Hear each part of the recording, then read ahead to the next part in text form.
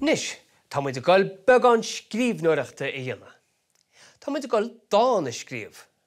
Ach dhán speisialta tá geistin seo, tá muid a gáil dhán acrostic a scríobh.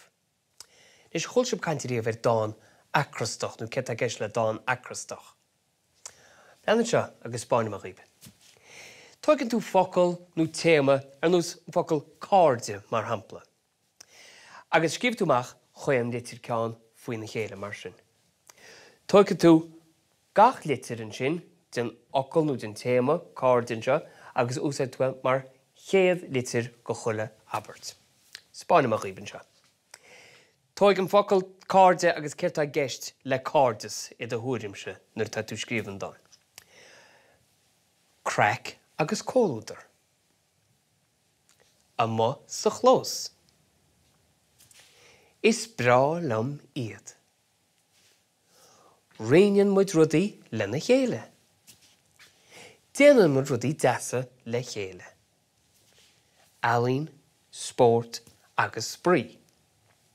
Well nis, sin dán thar a bheith simplí bunaithe Cairde agus nó rudaí ar fad I dhéanann tú le chuid Cairde. Neart crack mas sa chlós agus tú is sprí le na chéile. Nis, mar go muid a caint faoin ngníomhre, tá muid go dán ar scríobh faoi Sneachta. Scríobh tú meach focail Sneachta mar sin, ceann faoin na chéile mar sin.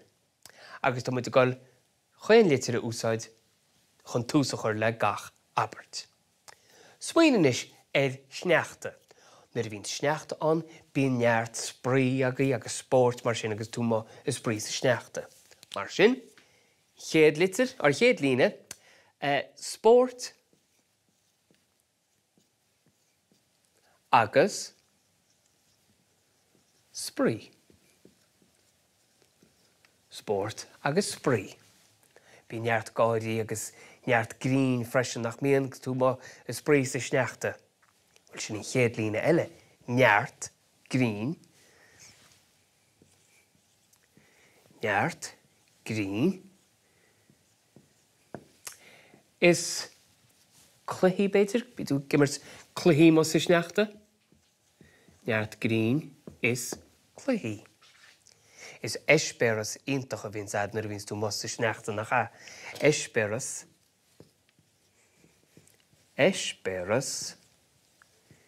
iontach. Cáimíonn tú sprí sa Sneachta? Níos is a gistinach ach a má sa gáirí, má sa fáic. Dearmid má sa gáirí seo. A má sa gáirí. Nis, cén 100 litir eile? Sí. Well, nuair chuoinim sé Sneachta, chuoinim ar rudaí titimón spéir. Cad na rudaí sin? Cálógaí, nach a? Mar sin, cálóga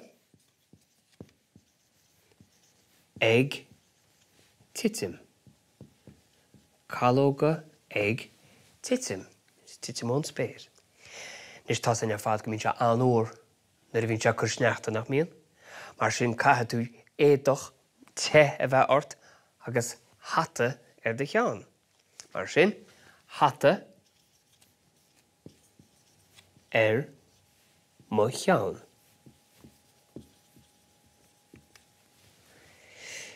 Nis, bíonn sé fuór. Bíonn sé fuór pséachtaí. Mar sin, tá mé pséachtaí in 100 líne eile. Tá mé pséachta. Ach tá neirid sprí agus spórtam an mo is sprí sa Sneachta gur cumma Ach is cumma lom. Is cumma lom má ghfuil hata ar mo cheann ach is cumma lom.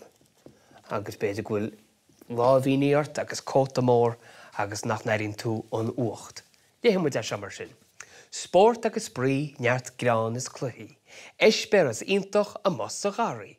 Cálóga ag titim, hata ar mo cheann, tá mé pséachta ach is cumma lom.